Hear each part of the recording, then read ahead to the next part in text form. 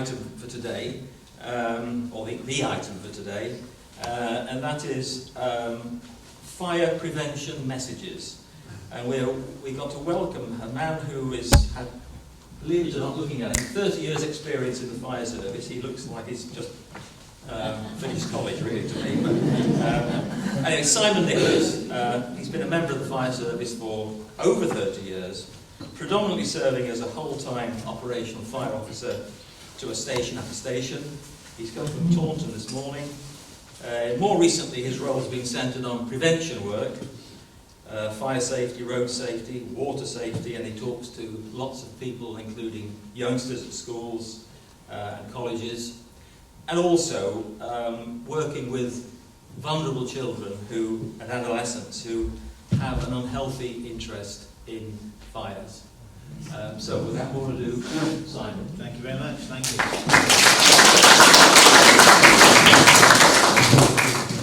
Morning, everyone. Good morning. Can you all hear me at the back? Yes. If my voice starts to drop off, put your hand up, start waving at me, and I'll start to project my voice a little bit more for you, because I don't want you to miss out at the back. I was in a school all day yesterday, a primary school, and at the end of the day I realised how I could never be a teacher. I mean, I go into schools quite a lot, but I had a full long day yesterday, and there were some challenging classes there, and my full respect to teachers who can do it all day, every day, week in, week out. So if my voice starts to drop off, it's because of yesterday, but I'll do my best to increase the volume if I can. Thank you for the introduction.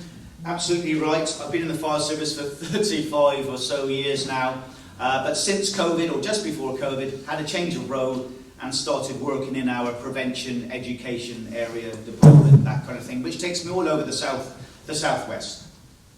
But one of the aspects of the job that I do now, which is really enjoyable, is coming and seeing groups like yourselves, which is a nice aspect to the job. But I do try to grab people's attention, if I may, right at the start, because often I think it would be fair to say fire safety messages are not normally at the top of our radar. Would we all probably be honest about that? I don't think it is. Unless, of course, we've had reasons in the past for it to be at the top of our attention. But generally speaking, it's not very high up there, is it? So I'm just going to say this. Someone, somewhere in the country today or tonight, will have a serious fire in their home, which will leave their home devastated. They will be injured, or possibly worse. That's going to happen somewhere in the country today or tonight. All right, so just to grab our attention, really. And on that point, the number of times I've heard people say, well, I've never had a fire so far in my life, I'm not going to start worrying about it now. If I had £1 for every time I heard that, I'd be sat on a nice beach somewhere, not a little way from here. Okay, so it's just about grabbing our attention. Some of the messages we're already going to know about. It's going to be a bit of perhaps a revisit, a refresher, but there's going to be some new information here as well, which hopefully will be of interest to you as well. Now, any questions, please ask away, but I've got a question for all of you to start with, and that is, have you ever heard of or perhaps received a home safety visit from the fire service? No. No. Okay, so there's a few no's, there's a few yeses, there's a few hands going up, a bit of a mixed response, and that's fine, because that's normally the kind of response that we normally get, a bit of a mixed bag response, absolutely fine. So part of my role today is to promote what a home safety visit is from the fire service. Now, we are still very much a response service, just like the police and the ambulance, but over the last 15, 20 years, we've put a lot of emphasis and resources into prevention, because prevention is better than cure, as we all know. We don't want people to have incidents or fires in the first place for obvious reasons, but there is also a massive financial impact if a fire does take place within the community or in someone's home. So a lot of effort is put into preventing those incidents from starting in the first place. And that's why we've started to offer these visits, and have been for some time now.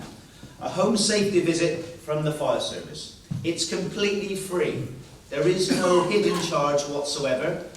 Basically, it's a risk assessment of your home. A second pair of eyes, professional eyes, coming into your home to carry out a risk assessment of every room. How does that feel? Yeah.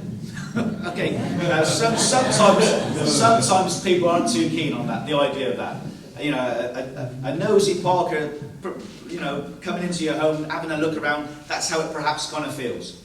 But the whole idea of a visit from a professional member of my team is to point things out to you that you may have overlooked, not realised, and if there's certain things that we can perhaps introduce to you, different safer ways of doing things, or even equipment that we can provide for you, and it's all about bringing down your level of risk, then, you know, why not invest 30, 40 minutes into having a visit? Completely free. A person would be in uniform and they'd be carrying identification like I am today. And any pieces of equipment that we provide and fit, they are all free. There is no charge. And there isn't much these days that we can say is completely free, is it? Okay? So I'm going to talk through some of this equipment now and give you a whistle-stop tour of what a home safety visit involves. That's pretty much what I'm going to do. So, and I've brought these props to kind of help you as well. Now, we all recognise these, don't we? Oh, I might just slow down the audience a little bit, if I may. We all recognise these, yeah? A block adapter, cube adapter, and you can see how it's been charred because it's had a bit of a misfortune, okay? And it was subject to burns. Now, the fire service, we don't like these, even though you can walk down the road today and you can purchase these. They're legal tender. You can buy these quite easily off the internet or down the road. But the fire service don't like them. If you're using them at home, that's absolutely fine. You're not breaking any rules. You're not doing anything wrong. But the advice from the fire service is try not to use these if you can avoid it. Now the reason for that is they are easily overloaded. Easily overloaded. And you wouldn't necessarily know unless something starts to go wrong, as you can see on this one. And also, because of their design, the way in which they work, they sit in the socket, and depending on what you have on the other side or on the top, they can start to rock and start to move around in the socket, and that can cause arcing. That can create a spark, and then of course we can start to have the risk of a fire taking place, which is what's happened here. You can see all the black scorching on there. I took this from someone's home. Okay? We don't like these. You're not breaking any rules if you continue to use them. This is all about advice the next 30 minutes or so. There's nothing enforceable, but it's about taking home and having a think about it. Now, we'd much rather see people using these. I know you recognise them, but a prop is far better than me having to try to explain. I think there's a few on the floor behind me. I'm sure you've got these behind your TV sets at home, probably in your bedroom and in your living rooms. Now, these are much safer. There's a variety of types that you can get, some individually switched, individually fused. We don't mind, they're all much safer than the block adapter that I just showed you. This is the kind of thing we would like to see people using. And as you can see, this is brand new. It's not long been out of the packet.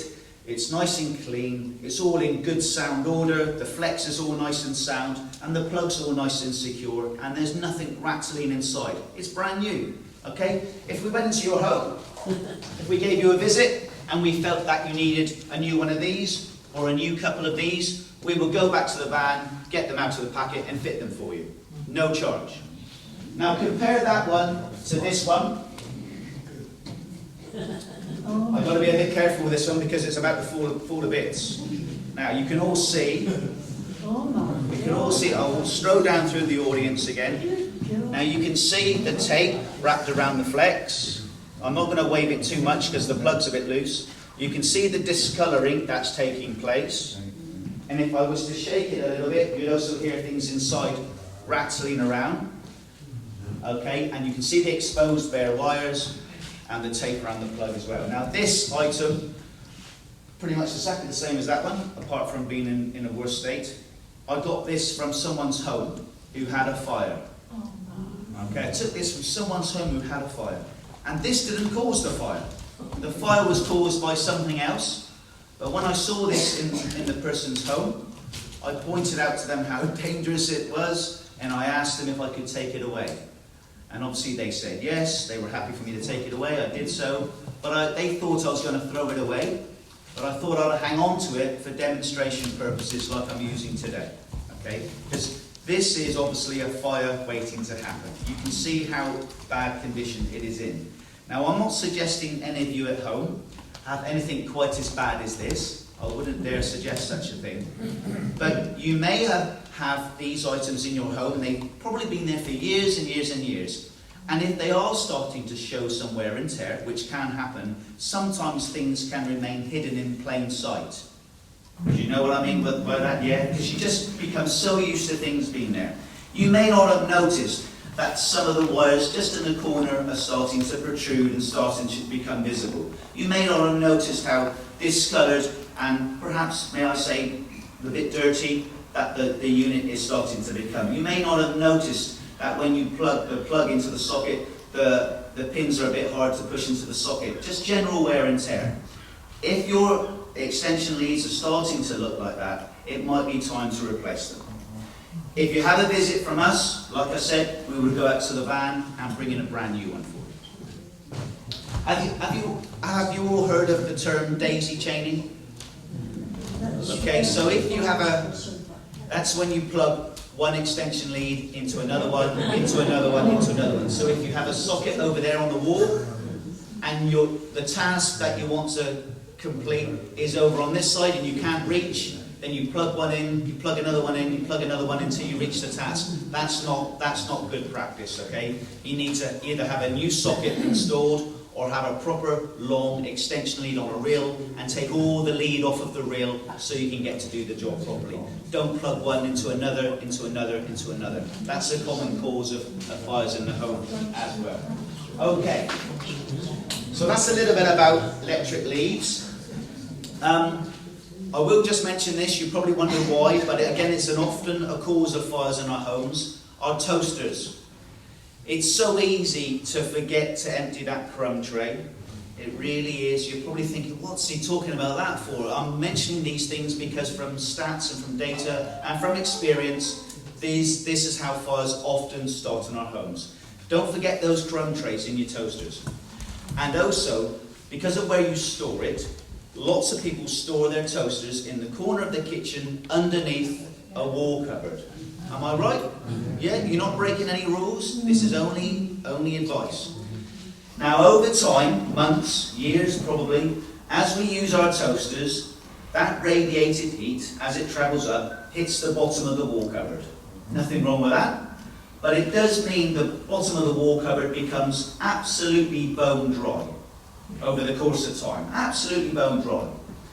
Therefore, if ever there was to be a problem with the toaster, which can happen because it's an electrical item, and electrical items can go wrong. If ever there was to be a problem with the toaster and it caught light, the bottom of the wall cupboard would need no encouragement to catch light as well. So it's a good idea, if you can, if you're able, when you use your toaster, take it away from the bottom of the wall cupboard, bring it towards the edge of the counter, not too close to the edge obviously, and use it in that way. So then all that heat that rises will just be dissipated into the atmosphere, into your kitchen, rather than being absorbed by the bottom of that cupboard. It sounds a bit exaggerated, it sounds far-fetched, but I can guarantee you it's not the case. Lots of kitchen fires we go to originate in the toaster area, normally in the corner of the room. Something to bear in mind when you cook the toast in the morning. Something to bear in mind. Okay, so moving on, let's have a chat about smoke alarms, because we are the fire service after all, and this is what people expect of us, but of course there's many other things. Now, you've all got smoke alarms at home, haven't you? Yes. Anyone a little bit doubtful? You don't have to put your hand up. I'm hoping that you all have smoke alarms at home. And I'm hoping you've all tested them recently, haven't you? No. Again, you don't need to put your hands up. But yeah, when the toast comes in. But here's the question: how often do you think they should be tested? This side first. Someone on this side. How often? Once a month. Okay. This side. Yearly. 6 weeks. Weekly. Okay. Yearly. Yearly. Wow. Okay. This side is correct. Once a month. So go and start to this side. I'm sure you'll redeem yourself. So yeah, once a month is the recommendation. It used to be once a week, but that was regarded as a bit onerous and a bit too much. But then obviously once a year is too far the other way. So once a month is the recommendation. Now, if you have a visit from us, The smoke alarms that we supply are designed to last for 10 years. It's an integral unit, and they don't need to have their batteries replaced because it's designed to last for a full 10 years. Isn't that good? All right? But they still need to be tested. Now, the ones that you have at home are all potentially different. I don't know your homes. And where you have them in your homes is all potentially going to be different. I don't know your homes. The recommendation is to have one on each level of your home. So downstairs, and again upstairs. If you're in a 3-story, then upstairs again.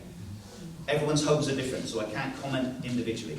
But it's also a known fact as well that some people, unfortunately, decide to place their smoke detectors on the wall.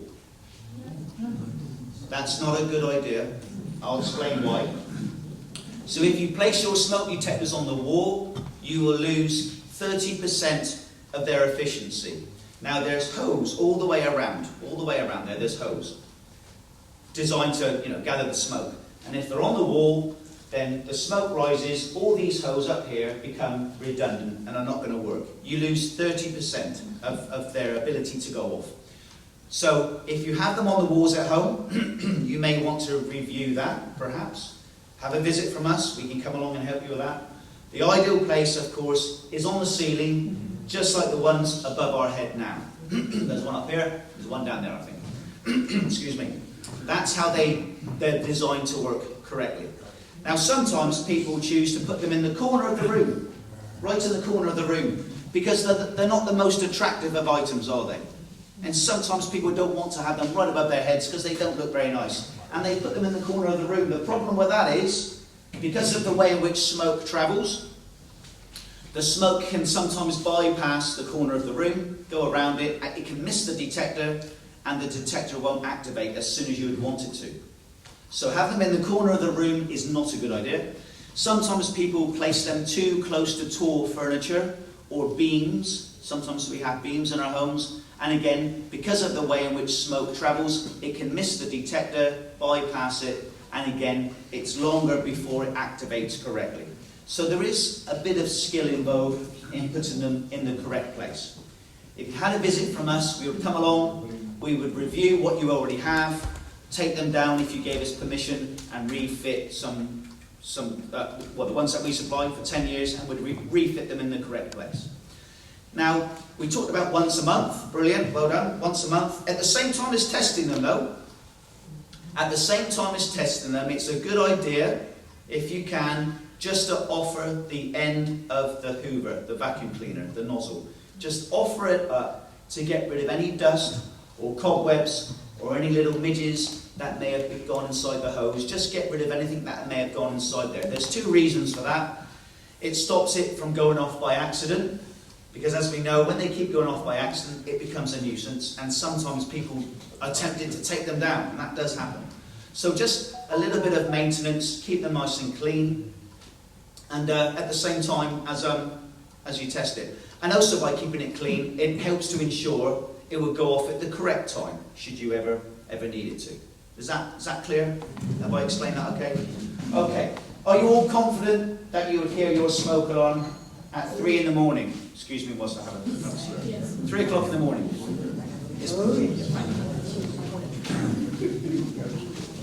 So, a bit of a mumble there, yeah? 3 o'clock in the morning, you're all going to hear them going off. The reason we ask this is because as we go through life, obviously our senses are not quite as sharp or as acute as what they were perhaps a few years ago. Our hearing, especially, as I'm often told by people at home. So we want to make sure that people are reassured and have peace of mind that when they go to bed, if they're relying on hearing aids, perhaps they take their hearing aids out at night, perhaps the partner isn't as good with their hearing as they used to be, perhaps they're no longer with a partner, all our circumstances are different. Thank you very much, thank you. We want to ensure people still have peace of mind when they go to bed, that they're going to be alerted to smoke or fire if in that event, if it should happen. So that's why we can supply something that we call a hard of hearing alarm. A hard of hearing alarm. I'll explain to you how that works. A lot of people don't know about this, and this is a great group for passing on some of these messages with your own networks, yeah, families, friends, neighbours, etc. Now, a hard of hearing alarm works by what we're used to, smoke alarm on the ceiling. It's just a slightly different shape, but not a lot really. But it has a little antennae that sticks off the side, and it sends a message to this item, and this sits beside your bedside table, and it flashes away at the same time as the bleeper on the ceiling. So it's flashing away beside your bedside table. Now you'd expect that to wake you up, wouldn't you? With the bleeper on the ceiling and this flashing away beside your bed, you would like to think that's going to wake you up. But it doesn't end there. Because, yeah, not that far. This item is connected to the flashing light beside your bed. This item sits beneath your pillow.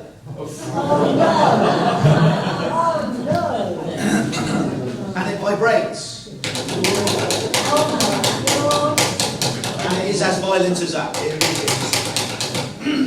It vibrates beneath your pillow. And for some reason, there's always a few chuckles in the room when I talk about this. I can't imagine why. But this is despite the laughter, this really is a great bit of kit. The other day I was giving a talk to a similar group, and at the end of the talk, one of the gentlemen came up to me, thanked me for the talk, and he then went on to explain a real story that happened to him.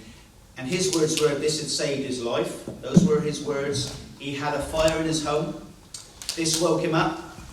It gave him time to gather his thoughts, leave safely but efficiently, not rushing, but gave him time to leave safely. He got outside, he was able to call the fire service. We turned up, we did our job. His home was devastated, it was, but he was around to tell the tale. And his words were, it saved his life. So this really is a great bit of kit. Now I'm not suggesting that you're perhaps needing anything like this just yet, and that's fine, brilliant. But one day you might think, I remember that day back in October, we had that talk. I might contact the fire service because I think something like that might be useful for me now. Or you may have a neighbour down the road who you think might benefit from something like this. A hard of hearing alarm. If you think it's something that you're interested in, please contact us. You can mention it to me before I leave later on. And again, this kit is completely free. Now it does obviously cost more money, obviously, more than a standard smoke alarm, but it's still free to the public, which is great news, isn't it? It really is great. They are lifesavers, without a doubt, and it's great to get that message out there, because a lot of people don't know about this kind of thing. Okay, let's have a talk about this item. So, so this is called a rundown timer, okay, and it's designed to stop the flow of electricity to an item, electrical item, in case people have forgotten to turn something off. Now, the other day, I say the other day, at some point in the past, I can remember giving I was in someone's front room, and I was sat on the settee, and they were on their chair, an elderly lady, and we were chatting about fire safety, and I noticed on the carpet, down on the floor, I noticed the shape of an iron burn. Right, and that spoke 1,000 words, as you can imagine. And it transpired that the lady had arthritis in her hands, so was dropping things. There was some memory loss starting to take place, and she had some mobility issues. And luckily, she hadn't had a fire, but obviously she had a bit of an incident with the iron. Now these items, rundown timer, are designed to cut the power to the electrical item, and an iron is a great example, hair straighteners, that kind of thing, in case someone forgets to turn the item off, or if they have a bit of a stumble, or they have a bit of an accident, this will cut the power supply to that item. Now I can't remember the length of time, I think it's something like 7 minutes or something like that, I can't remember. Instructions are on the box. And there's a reset button, it can be reset. If a technician came along and gave somebody a visit, this kind of thing will be supplied, it will be explained to the person, they'd show them how to work it and all the rest of it. A rundown timer. Great for people who are perhaps their memories not as sharp as they used to be, or easily distracted.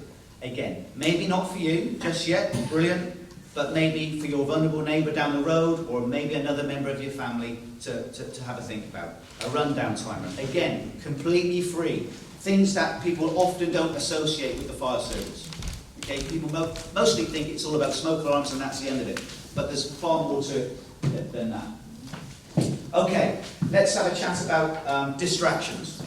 So, 52%, so just over half, 52% of all the fires we go to in the UK start in the kitchen. And that's often attributed to people being distracted. So who here would like to name me a distraction? This side first. Give me a distraction. Telephone call? Yeah, I wouldn't say that too loud. But I did hear what you said, yeah. This side? Children. Doorbell, children. Yeah, there's loads, isn't there? I've got one in my pocket. There we go. There's one. There's a distraction. That's one of the biggest distractions going. My sister-in-law turned to ring on the cooker. Unfortunately, she didn't realise that was the one where the chip pan was on it. She went off, 2 children, Yeah. came back, flames Yeah. coming out. Yeah. I mean, I'm probably going to touch on that kind of thing now a little bit. Yeah, but thank you for sharing that. It does happen. I hope it didn't result in too much damage or injury or anything. Sort of made the kitchen black. Yeah, I'm sure it is. Yeah. So yeah, distractions are a massive cause of fires in our kitchens in the UK. Oh, just over half, 52%, as I said. So that's why we encourage people to do what it says on the bag, which says, would you like to read that out? Look when you cook. Look when you cook. That's what we want people to be doing, looking when they're cooking. Now, it's easy for me to stand here and say, when you're cooking, stay in the kitchen for 30 minutes. It's not practical, is it? It's not going to happen. It's unrealistic. I mean, that would be the gold standard. Stay in the kitchen every time you're cooking and don't get distracted. But it's not going to happen. And that's why we encourage people to put something in place to remind themselves. Kitchen timers. Simple, good old-fashioned kitchen timers. There's all sorts of different types on the market available. We used to supply them. I think we may still do. I'm not so sure now. But a kitchen timer is the way forward if we're going to leave our kitchens. Now, I know our ovens and our grills sometimes come with timers already on them. If they do, and if you're using them, that's fantastic. If you need to use something else, please do. The other day, someone said to me that they're using their Alexa, which is quite a good idea, yeah. Using technology to help them, why not? Fantastic. I don't mind what you use. You can put a post-it note on the TV screen if you want, as long as you use something that's going to remind you. Because the number of times, there's always someone in the group, and I'm not going to ask you to admit this, but there's always someone in the group who says, yeah, I can remember going back to the kitchen because I could smell smoke. That's not the way. That's not the way we want to be reminded, is it? We don't want to be reminded that way, because so many times in the past we've arrived on the fire appliance and we've gone into someone's home and we find someone slumped in the corner of the kitchen or just behind the front door because they've taken in too much smoke. All right, that's not the way we want to be reminded. We want to be reminded with a kitchen timer. Set it for 5 minutes, 7 minutes, 10 minutes, whatever it is, and then you know the cooking's coming to the end, or the grill, the item under the grill is ready to be used. That's the way we want to be reminded. All clear? Yeah. Okay. Brilliant. Let's have a chat about carbon monoxide alarms. Everyone got carbon monoxide alarms? Yeah. Okay. Lots of yeses there. That's brilliant. So carbon monoxide is a gas. It's an invisible gas. It rises. We wouldn't know it's there. It's often called the silent killer, the invisible killer. Can't smell it, taste it, see it, etc. You wouldn't know it's there. Now, if we burn fossil fuel, and most of us do, really, I would say, gas, wood, coal, oil, if we're burning those types of fuels, and most of us are, then there is a risk that carbon monoxide gas could be present in our homes. So our gas boilers, our log burners, our wood, our open fireplaces, that kind of thing. It's important to have a carbon monoxide alarm. Again, we do supply these. Now, if you have a gas boiler in your kitchen, for example, or utility room, you would need to have one of these in the same room. Approximately shoulder height. That's the ideal place for it to be, approximately.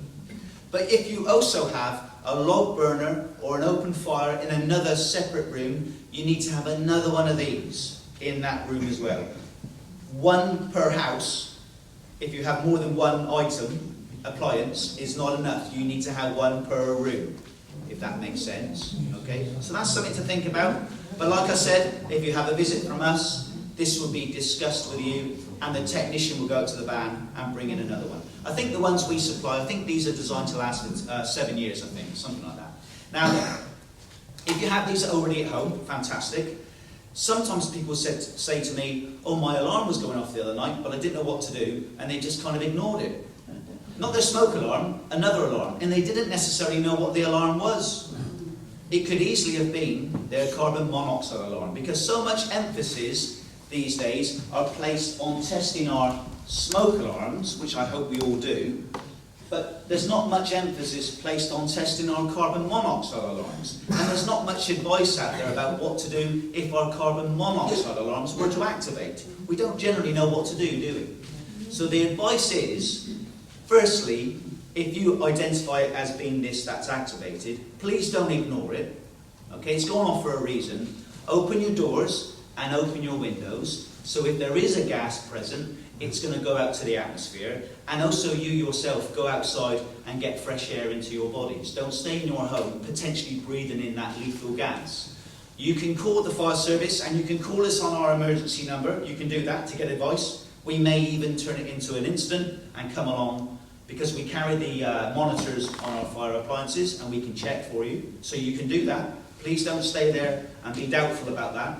Alternatively, you can contact your utility company, and there's a whole plethora of different companies out there these days, but if you know which company you're using, you are probably going to have a 24-hour helpline, I would imagine. Don't know how long they're going to take to answer it. I didn't say that, but you know where I'm going. There's going to be a helpline there somewhere, or you can contact us for advice. Please don't take a chance. And also, and I generally push this message more perhaps in the springtime really, but I'll say it again now. Youngsters, grandchildren perhaps, maybe late teens, going on their first camping trip. Yeah, they're off in the tent, excited, not been away from parents before, going with a couple of friends, and they take one of those portable, disposable barbecues. Yeah, you know where I'm going? They take one of those disposable barbecues with them, they set up the tent, they do some cooking in the evening, they have a nice meal, and then they leave it to cool, perhaps by the porchway or just outside the door. And it starts to cool down, no longer a fire risk because it's cooled down, and then they decide to go to sleep, go to bed. But the fumes coming off of the disposable barbecue, the carbon monoxide fumes, are still present. And if those fumes drift into the tent, they're going to be breathing that in all night long whilst they're asleep. No fire risk, but just the risk of I can't think of the word. Yeah, that's the word. And they'll be breathing that in all night long, and it doesn't always end in a good way. So the advice there is, if we're using those disposable barbecues and we're using them in a confined space, please don't. Make sure it's a well-ventilated area, and then when they're fully cooled, dispose of them safely in the recycling centre, rubbish bin, whatever. When they're fully cooled, but they're still giving off gas at the time. Yeah, you with me on that? Something to pass on. Something to pass on to our younger generations. That because our youngsters, they've got less experience of life, a bit naive around things, and these are messages that we like to share. Okay. It's interesting you said that shoulder height, because I've got a carbon monoxide detector because I've got an open fire. Yeah. But mine's 4 feet above the floor. Okay. And I'm just wondering, it's those 4 people who died at the care home in Dorset. The carbon monoxide monitor went off, but they were already dead. So I suspect I had it too high. Potentially. It's heavier than air, Yeah. carbon monoxide. Yeah. So if you're sitting there, you'll be exhausted with carbon monoxide for the... If you look at the HETAS website, I think it's HETAS, isn't it? HETAS website, I think the dimensions are something like 300 mil from the ceiling, something like that. And as a broad rule of thumb, it's shoulder height, but it can vary from premise to premise. It can differ. It's a general rule of thumb. But the main message out there is to make sure you've got them, and that they're working. And yeah, if you get a chance, have a look on the HETAS website to give you more precise kind of dimensions. Yeah, but I know where you're coming from. Yeah. Okay. Right. Why is the fire officer holding a hot water bottle? Did anyone see this on the BBC One News a couple of weeks ago? Okay. Absolutely, yeah. So this is something we've been pushing for some time now, but it just coincided that I also saw it on the BBC News the other day, quite a good article at breakfast time.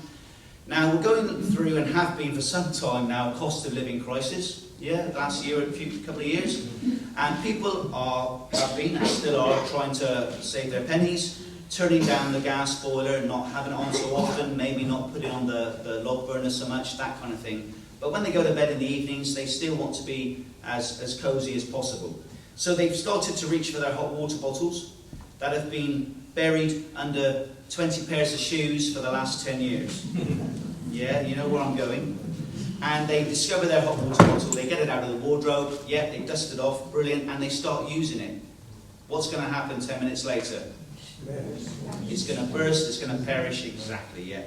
The recommended time frame of our hot water bottles is 2 years. Only 2 years. Now, it depends what website you read, etc. It may say 2 or 3 years, but we're pushing 2 years, all right? Have a good look at it. These covers are all very well, but you need to take them off to have a proper good look at it, make sure it's nice and safe. So 2 years, remember that. Now, on the collar, there's a date. On the outside, there's a date. It says 2012. That's not the date of manufacture. That's the date of the British Standard. Okay? Inside, although this one doesn't have it, inside there should be the date of manufacture. So that will give you a guide as to how old it is. But also, additionally to that, on the outside of the collar, there's a flower symbol. And in the middle of that flower symbol, again, there is the year of manufacture.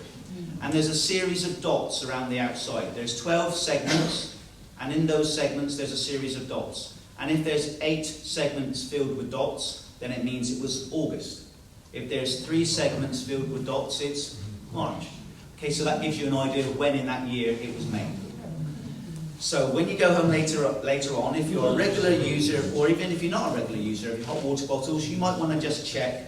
And if it's not for you, then you're going to check for your neighbour down the road or whatever it might be. Okay, you need to be careful with these because it's all nothing to do with fires, obviously, but all to do with serious burns and stoves.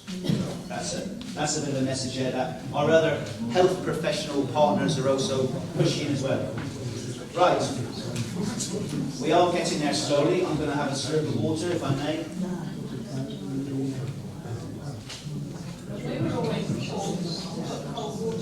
Yeah, absolutely. Yeah. So it's. I mean, you get your true rubber ones, and then you get your synthetic ones. The true natural fibre, the rubber, lasts a bit longer than the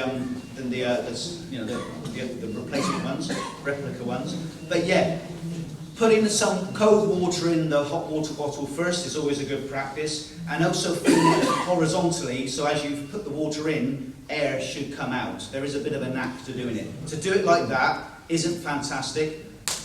Wear a glove, an oven glove, because that's just pouring boiling water on your hands. It's obvious stuff, isn't it, really? But place it on a horizontal surface, raise the neck, and try and fill it that way. The air should come out at the same time as you put the water in. But it is a bit tricky. It's not an easy thing to do. Right, boys. Right. I want to talk a little bit about, and this is probably going to be a new one, a little bit about moisturising creams, emollients, to give it its correct word. So one of the ingredients of our moisturising creams is paraffin, petroleum, that kind of thing. Now, over recent years, of course, we've been encouraged to wash our clothes at lower temperatures. So it used to be 50, 60 or boil wash years ago. Now it's about 30, isn't it? Around about that. And as a result, if we're a high regular user of emollient moisturising creams, the ingredient, paraffin, petroleum, the ingredients are not being removed from our garments after a washing cycle. And those ingredients are also being transferred to a partner's clothing if they're in the same washing cycle as well. Which therefore means we are at heightened risk of our clothes catching light if we're close to a naked flame. So your candles, your gas hob, your grill, the open fire, barbecue, maybe not this time of year, but naked flames, we are at a greater risk if our clothes are saturated in those ingredients. So the advice is, I mean, sometimes we're using these creams, sometimes we're not. Our circumstances change. But if you're at a point in your life where you're needing to use these creams at some stage, maybe just be a bit more mindful about how close you are to naked flames. Be more mindful about which clothes are perhaps you're going to be using, that kind of thing. I'll read you a statistic which gives you, puts things into context a little bit. There's been 56 deaths confirmed as involving emollient creams in England since 2010. So 56 deaths in the last, 14 years. So it's not a high, huge number, but it's obviously more than what we would like to see. So again, this is something fairly new. I'm guessing a lot of you may not have been aware of this. Please pass that message on to your neighbours, your other members of your family. Emollient creams are safe to use. We're not suggesting you've got to stop using them, of course not, but just be more mindful of how you wash them, if you wash them separately or with a partner's clothing or whatever. And be careful around our naked flames. Yeah? Okay, now we are getting there slowly. So I've got here a duvet cover, a blanket for a bed. Why on earth would I be carrying this around? So we like to talk a little bit about smoking. Okay, so none of our business if people smoke. Some of you smoke here, nothing to do with me. It's not the fire service. We're not interested in whether people smoke or not. That's for other agencies to give advice on. But we are interested and keen to see people smoke safely, obviously. Now the advice is to smoke outdoors wherever possible, front garden, back garden, balcony, whatever it might be. But if you're at a point in your life, or Mrs. Smith down the bottom of the road who's vulnerable, or whoever it might be, if... Squeaking. It's a bit... It's not fast enough for a smoke alarm, I don't think. Don't know.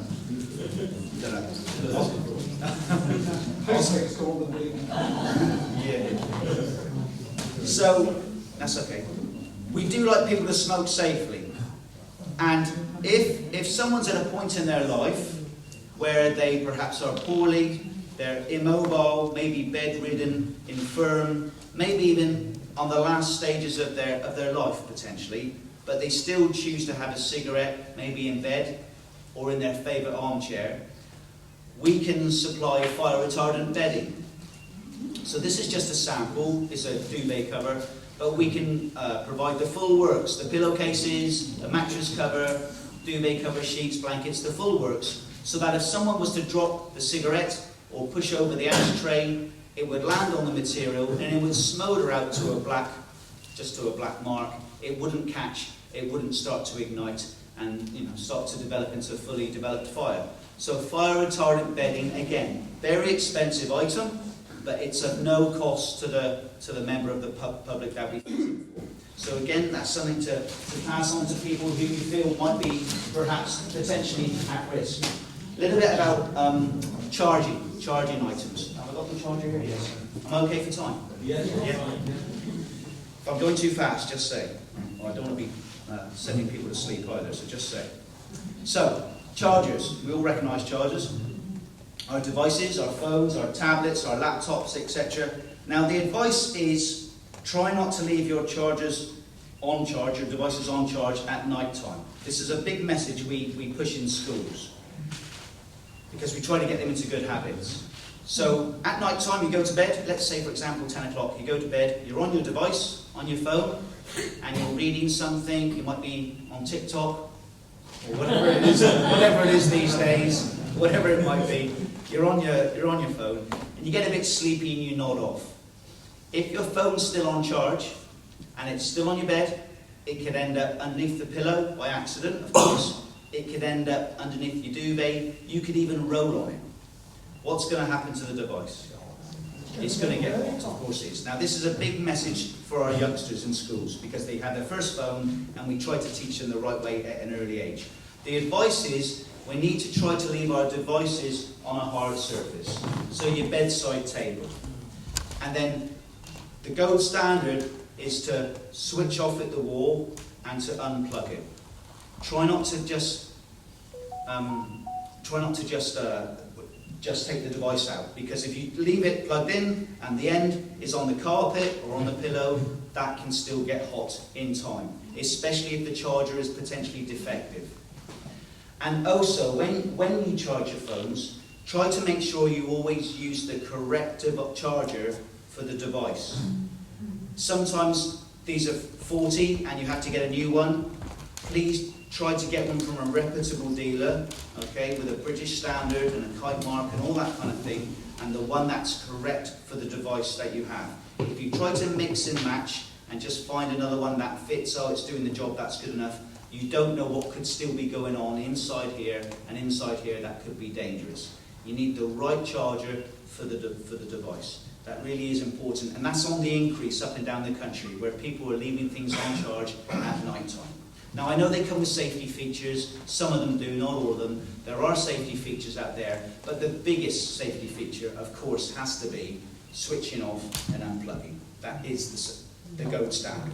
I often get challenged on that, but you just can't beat switching off and unplugging, because that removes and isolates any risk at all.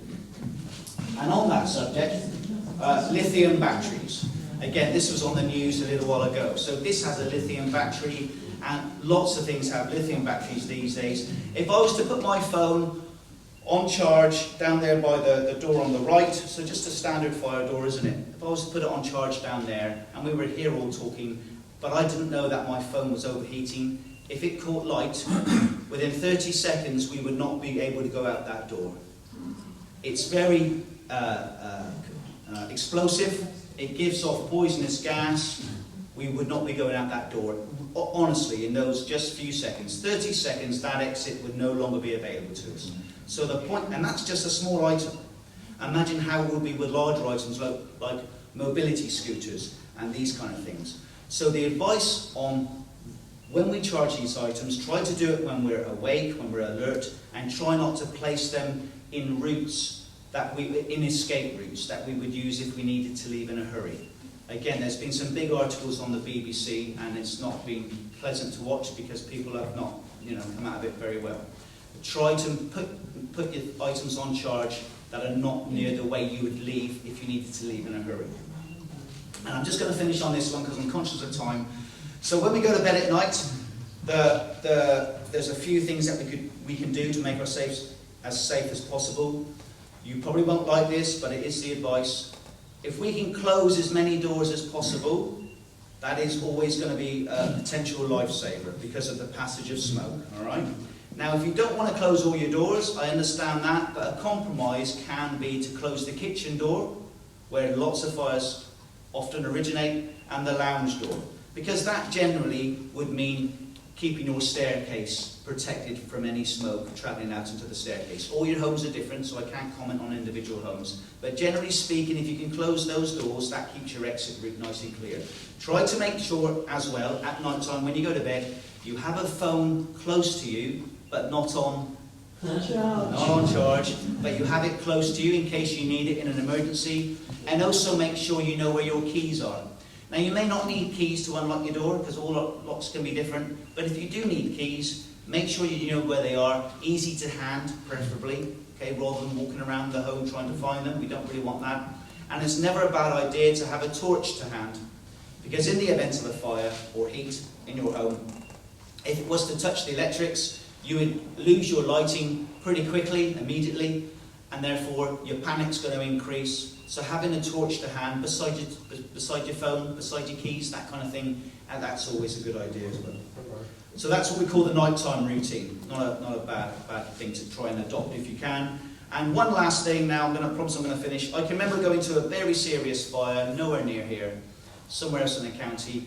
And when we were called, the owners, people who lived there, were not there. They'd gone shopping. But it was a lovely house, big detached house, with a double garage attached to it. The neighbours had called us because they saw smoke coming out of the garage door. So we made entry through the garage door. We were greeted with a wall of smoke. We dealt with that. And then we noticed that the door that led from the garage, the internal door from the garage to the rest of the home, had been left open. Oh. So all that black, slimy, plasticky, horrible smoke had settled on every surface, vertical surface, horizontal surface throughout their home. Their home was gutted. We continued to deal with the smoke and the fire, at which point the owners came back from their shopping trip. They'd only been gone a short while, they'd gone shopping. They came back home, and it transpired as the smoke level died down. The fire had started in their tumble dryer, which was in the corner of the garage. And then the man or the woman, I'm not going to say which, one of them admitted to not having cleaned out the filter. So how often do you think we need to clean our filters on our tumble dryers? Every time we use it. Every time we use it, yeah. So sometimes I ask that question and people are amazed that it needs to be every time. You know, some people even are completely oblivious to the filter being there. So yeah, on our tumble dryers, they're easy to access, aren't they? The filters normally at the top, normally at the bottom, whatever. Just take it out, clean it off every time, only takes seconds, because that fluff is just kindling, waiting for a bit of heat. And our tumble dryers get hot, don't they? So please remember to clean out your filters on your tumble dryers. Okay, I think I've done a lot of talking now. So I'm gonna hang around now. If you've got any questions, please come and ask. And if anyone would like a home safety visit, I'm gonna leave some leaflets here. And on the back of the leaflet, there's a phone number and an email address, or alternatively, you can see me and I can organise it for you, whichever you prefer.